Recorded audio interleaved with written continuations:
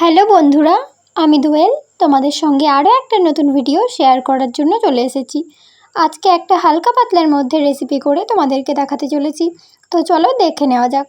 প্রথমেই ডিম ভাপিয়ে ডিমটা পনিরের মতো করে কেটে ভেজে নিয়েছি। এবার ওই কড়াইয়ের মধ্যেই দিয়ে দিয়েছি কিছুটা চিনি, তেজপাতা, পেঁয়াজ কুচি, আদা, রসুন, পেঁয়াজের পেস্ট, দিয়ে দিলাম পরিমাণ মতো হলুদ, জিরে বাটা, কিছুটা টমেটো, আর আমি আগেই সেদ্ধ করে রেখেছিলাম আলুগুলো, ওই আলুগুলো এখন দিয়ে দিলাম এর মধ্যে।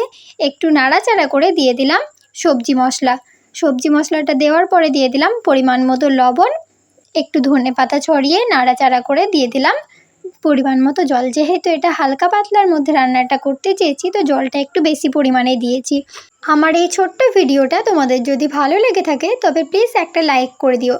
কিছুটা কাঁচা লঙ্কা চেরা দিয়ে দিলাম। এবার একটু ফুটে এলেই দিয়ে দিয়েছি ভাপিয়ে রাখা ডিমগুলো। ওপর থেকে গরম মশলা ছড়িয়ে নামিয়ে নিলেই ব্যাস খাবার জন্য তৈরি। তো আজকের জন্য এইটুকুই বন্ধুরা, দেখা হবে পরবর্তীকালে একটা নতুন ভিডিওর সঙ্গে।